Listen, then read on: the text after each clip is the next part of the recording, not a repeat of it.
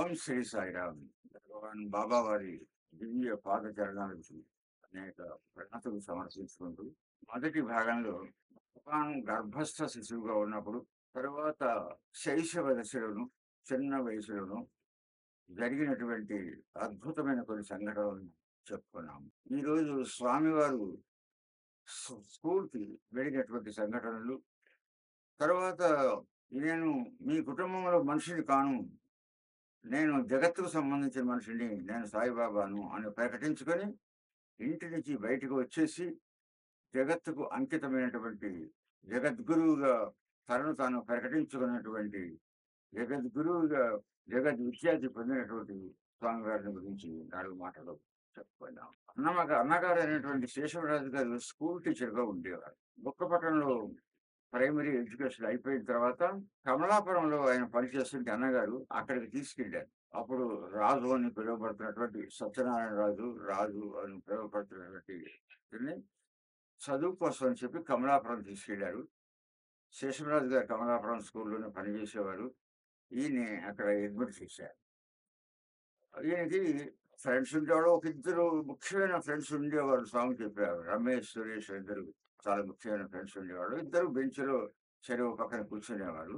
మొదటిసారి ఆయన్ని జగత్తులోని దివ్య పురుషులు గుర్తించింది, భగవానుడుగా గుర్తించింది కమలాపురంలోనే.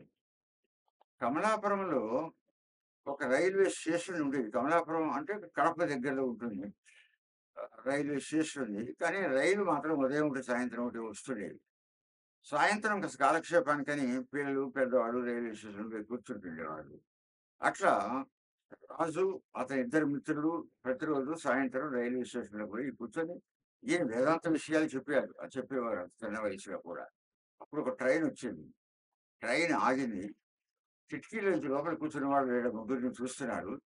ట్రైన్ బయలుదేరింది. అప్పుడు గబగబా అందులో నుంచి ఒక విదేశీయుడు దూకాడు.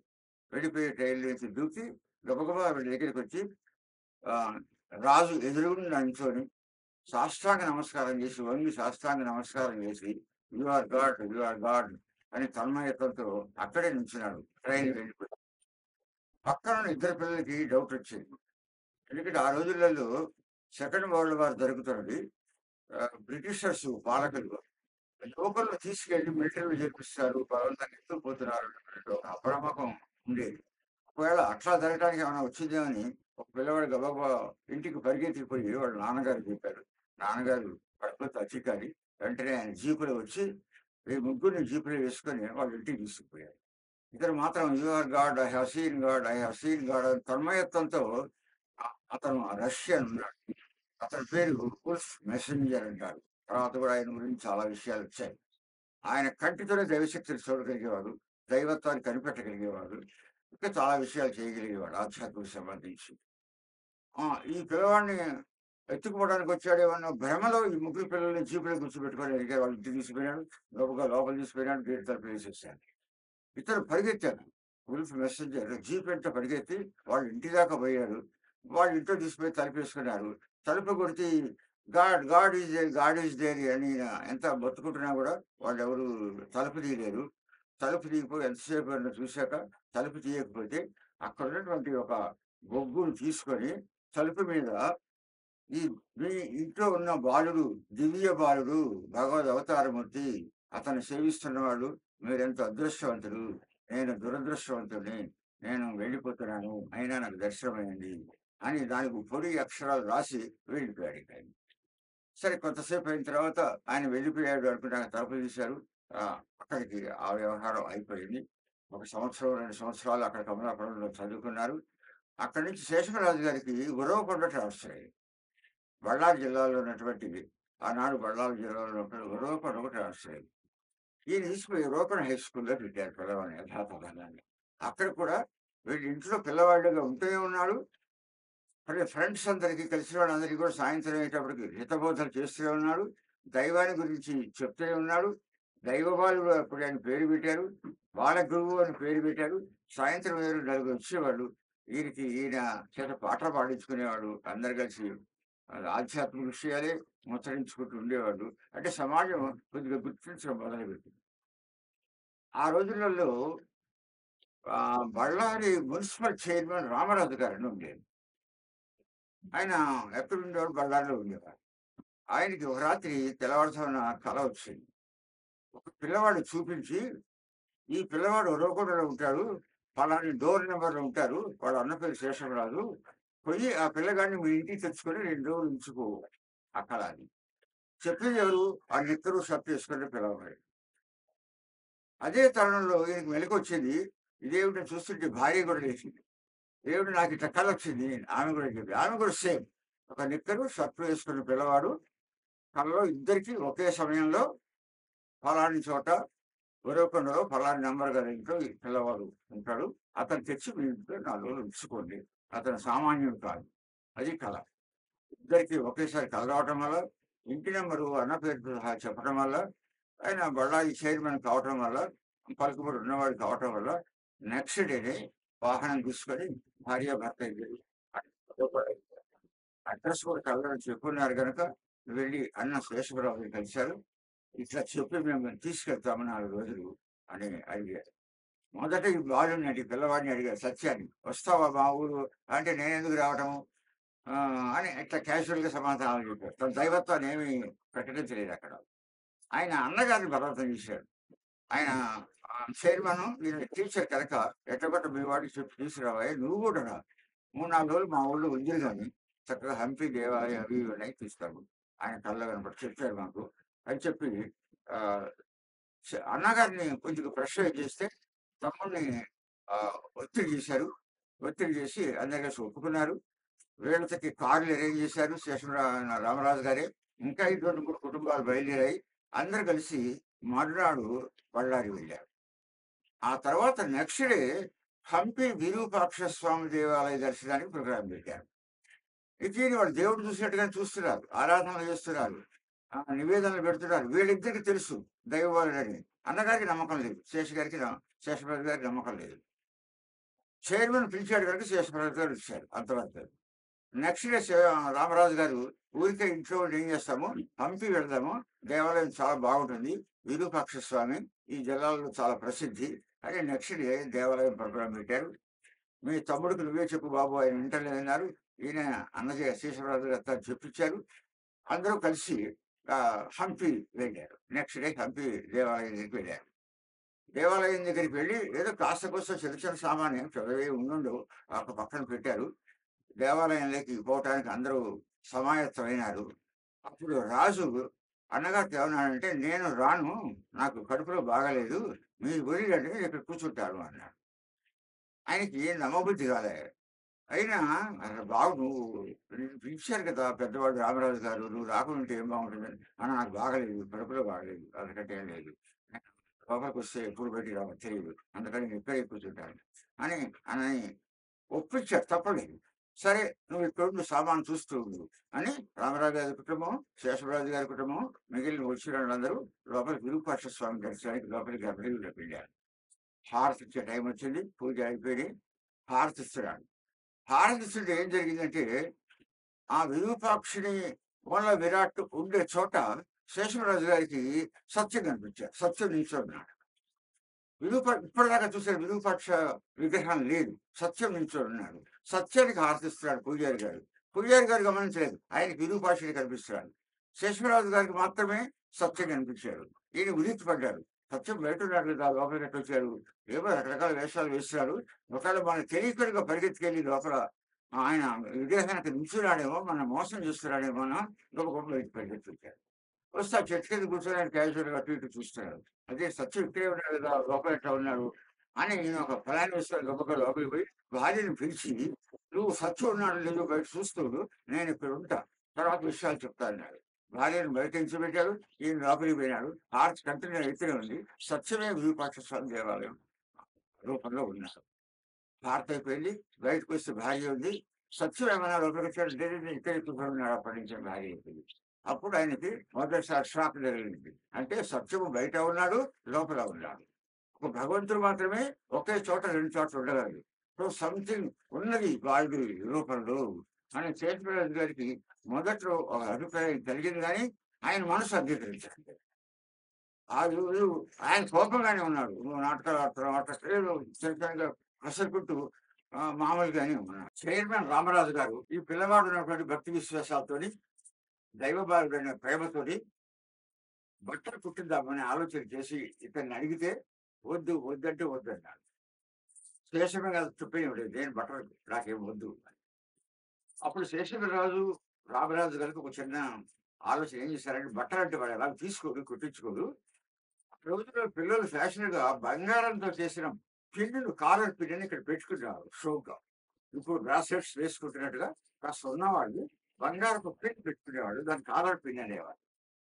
సరే భగవంతుడు అనుకుంటున్నాం కాబట్టి ఒక గిఫ్ట్, బంగారపు గిఫ్ట్ ఇస్తే బావుంటది, కాదనలేదు అని దానికి వెయ్యి గిఫ్ట్ తీసుకొచ్చి అన్నగారికి చెప్పాడు. "నువ్వు వద్దు ఎటువంటి ఆయన ఒప్పించు, కాలర్ పిన్ను భగవంతుడి రూపంలో నేను సమర్పించుకుంటావు బట్టలు కాదు." సరే అన్నగారు ఒప్పించారు. అప్పటికే ఆయన ఒప్పుకోలేదు. నాకేమీ వద్దన్నాడు. రామరాజు గారు నిన్ను ఏదో భావిస్తూ నీ దివ్యత్వం అది ఇది అనుకుంటున్నారు. వద్దంటే బాగోడదు. తర్వాత పెట్టుకోకు. ఇప్పుడైతే తీసుకొని తమ్ముడు ఒప్పించారు. కాలర్ పిన్ పెట్టారు. అది మాత్రం ఒప్పుకున్నారు. తర్వాత ఇంటికి వచ్చేసారు. నెక్స్ట్ డే స్కూల్‌కి పోయే సమయం వచ్చింది. స్కూల్స్ ఓపెన్ అయినాయి. అంటే ఏవో ఆదివారాలు సెలవులు వచ్చాయి. స్కూల్‌కి పోయే సంబంధం వచ్చింది. రామరాజు గారు, శేషమరాజు గారు ఇంట్లో కూర్చొని ఏదో మాట్లాడుకుంటున్నారు.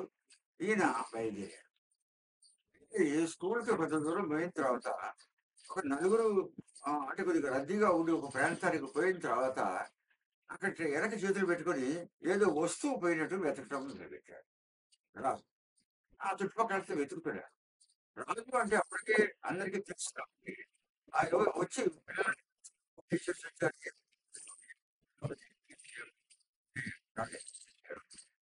ఈ లోపల రమణ అనే ఇంగ్లీష్ టీచర్ వచ్చాడు. ఇంగ్లీష్ టీచర్ వచ్చి ఆయనకి నమ్మకం ఉండేది కాదు రాజు మీద. ఏంటి ఎతుకుతున్నాడు, కొద్దిగా టెస్టింగ్ వాడు మనకు దొరికాడు అనుకొని, రాజు ఏమి ఎతుకుతున్నావు? టీచర్ గారికి సమాధానం చెప్పక తప్పదు. అంటే కాలర్ పిండి పోయిందండి వెతుకుతున్నాడు. కాలర్ పిండి పోయిందా? ఎలా పోయింది? ఇవి ఏదైనా నీ దగ్గర ఉన్నాయంటే అన్నీ ఉన్నాయి. మరి కాలర్ పిండి వెతకడం లేదు. కాలర్ పిండి కోసం కాదులేండి అని మళ్ళీ అటు ఇటు ఎత్తుకుతున్నాడు. ఆయన సరైన సమాధానం చెప్పకుండా అటు ఇటు దాటవేశాడు. ఈ లోపల ఒక పిల్లగాడు పరిగెత్తుకెళ్ళి శేషరాజు గారికి చెప్పాడు. రామరాజు గారికి చెప్పాడు. అక్కడ వెతుకుతున్నాడు. ఏమిటి అంటే కాలర్ పిన్ అంటున్నాడు. మరి ఆ కాలర్ పిన్ ఏంటో కూడా ఎవరికీ తెలియటం లేదు. అంటే వేరే వాళ్ళు ఎవరికి తెలియదు కదా! ఇది కాలర్ పిన్ సంగతి.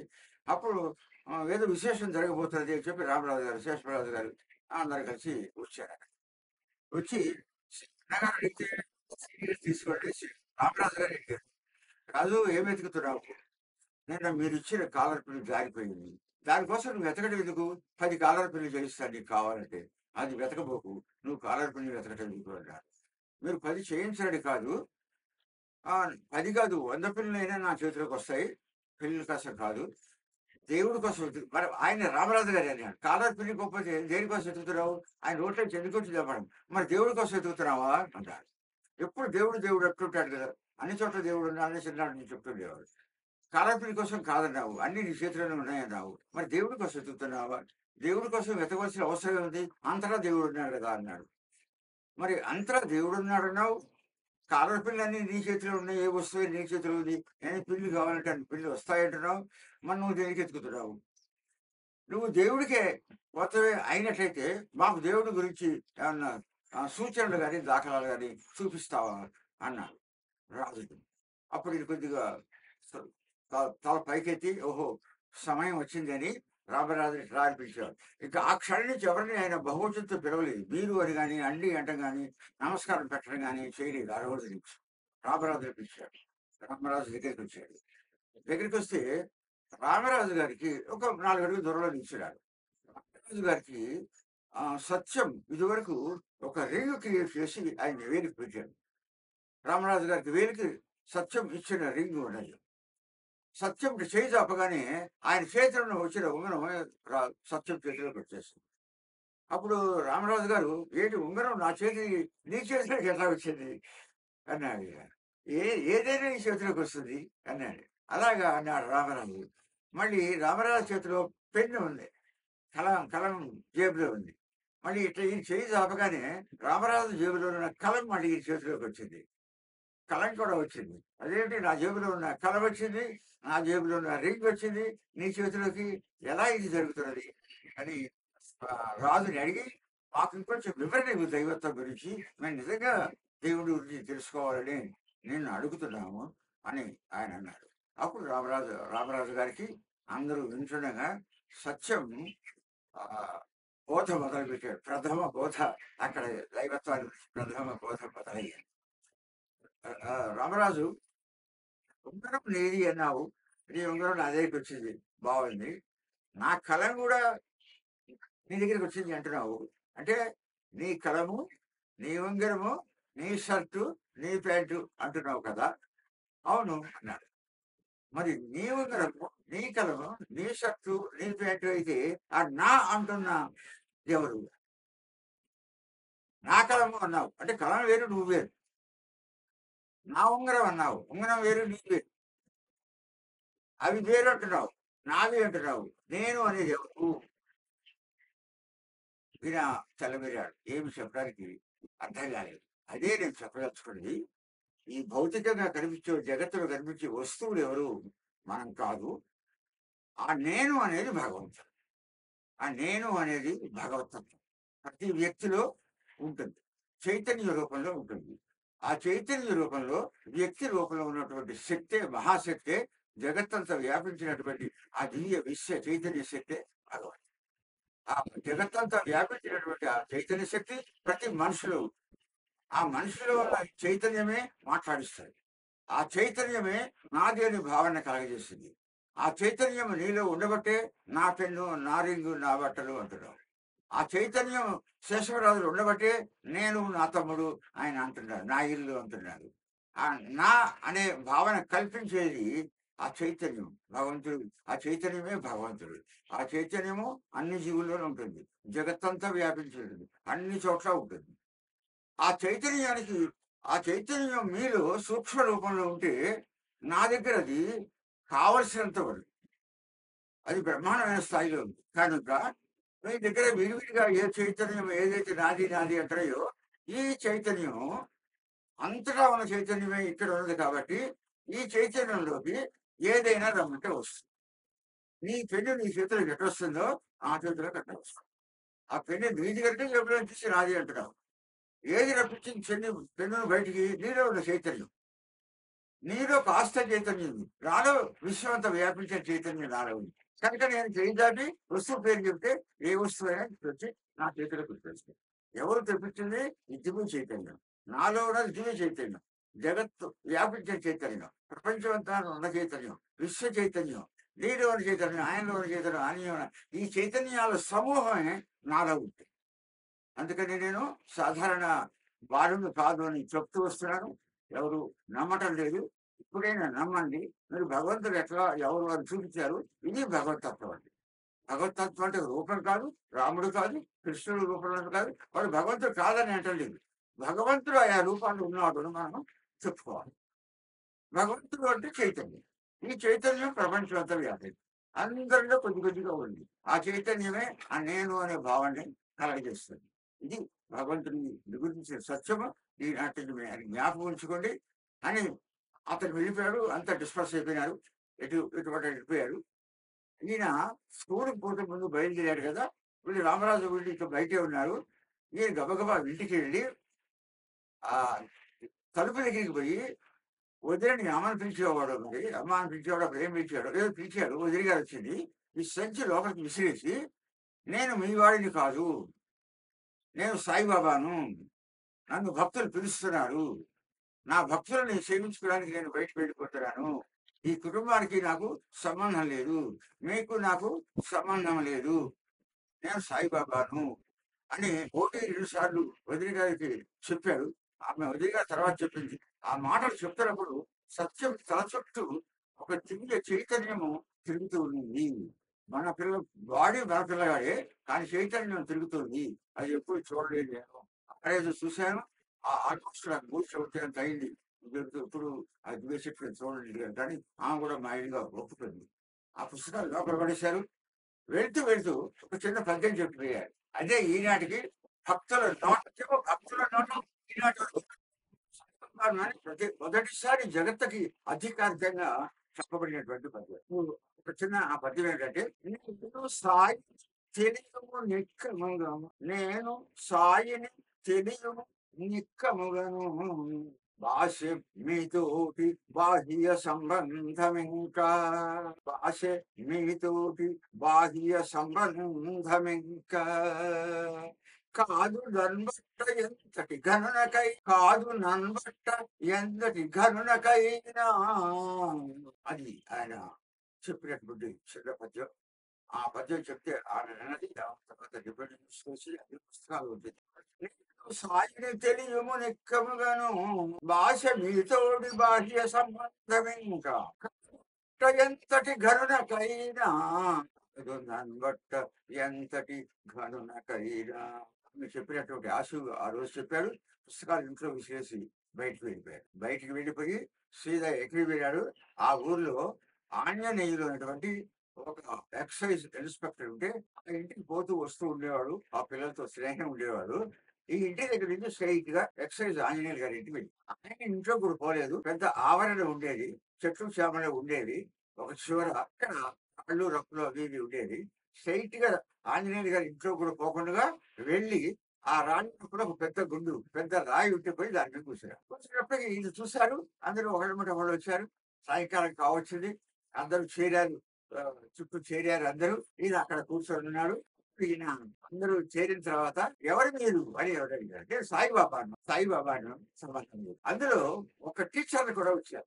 మరి నువ్వు సాయిబాబా అని నాకు నమ్మకం ఏంటి? కొన్ని పూలు తెప్పించండి, కొన్ని మల్లెపూలు ఆడవాళ్ళు కలెక్ట్ చేసి ఇస్తే, కొన్ని నెలా ప్రదర్శన విసిగితే సాయిబాబా అని అంటారు. 2 సార్లు అండి. మొదట అప్పట్లో తండ్రి బెదిరించినప్పుడు కూడా ఇదే జరిగింది. నువ్వెవరో చెప్పు అని భయపెట్టి కర్ర తీసుకునే తండ్రికి ఇచ్చినప్పుడు అప్పుడు కూడా జరిగింది. కొన్ని నెలల కింద సాయిబాబా అనేది. ఇది సెకండ్ సాయి. మల్లెపూలతో సాయిబాబా అని సెకండ్ సాయి. అందరు వచ్చారు. అందరు కూర్చోన్నాడు. మా చరణం, మా చరణం.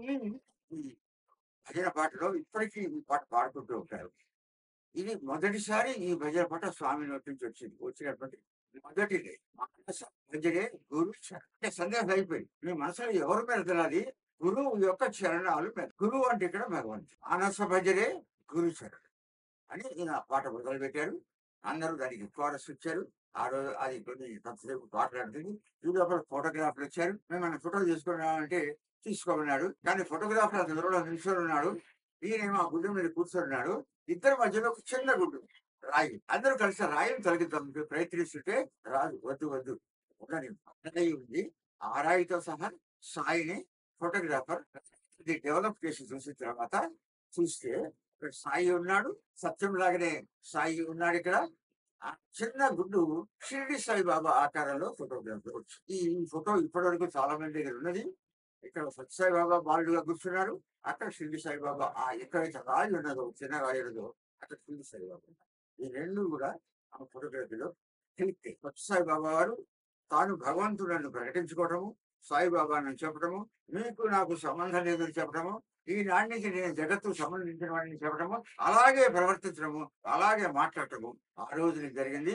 అది అక్టోబర్ 20వ తేదీ 1940వ సంవత్సరం. ఈ డేట్ ఆయన నేను భగవద్ అవతార మూర్తిని ప్రకటించుకున్నాను. ఇప్పుడు ప్రపంచవ్యాప్తంగా అక్టోబర్ 20 రోజున అవతార ప్రకటన మహోత్సవ దినంగా ఆ రోజు స్వామి గురించి ఉపన్యాసాలు పెట్టుకొని, కార్యక్రమాలు పెట్టుకొని, అన్నదానాలు పెట్టుకొని అక్టోబర్ 20 అంటే అవతార ప్రకటన దినోత్సవంగా ఇప్పటికీ అప్పటికి కూడా అది చేయబడుతూ నాటి నుంచి ఆయన ఇంట్లో అడుగు పెట్టలేదు. అన్నగారిని పిలవలేదు, వారిని సారం లేదు, ఎవరిని మీరు అనలేదు, ఎవరికి 2 చేతులు కలిపి నమస్కరించలేదు, ఎవరినైనా నువ్వు అని సంబంధించు. ఎక్కడ పిలిస్తే అక్కడే ఉండేవాడు. ఎవరింట్లో భోజనం పెడితే వాళ్ళు ఇంట్లోనే ఉండేవాడు. ప్రజల మనిషిగానే ఆయన, ప్రజల మంచినే ఆయన పెళ్లి పెద్దవాడుతూ వచ్చారు. తర్వాత జరిగిన సంఘటనలు వచ్చే పాత్రలు